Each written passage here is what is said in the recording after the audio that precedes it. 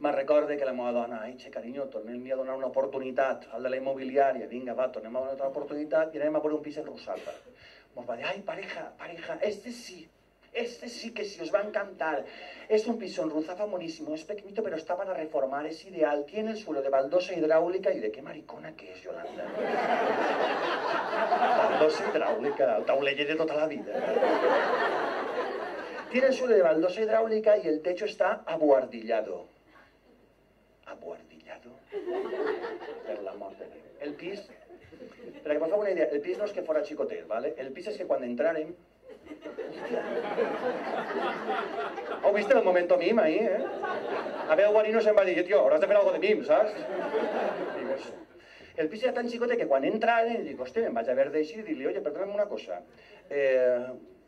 sin acritud te lo digo, ¿tú este piso de dónde lo has sacado?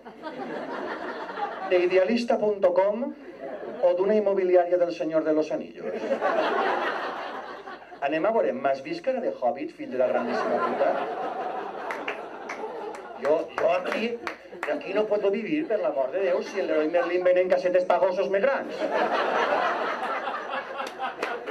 I damunt de PVC, bones.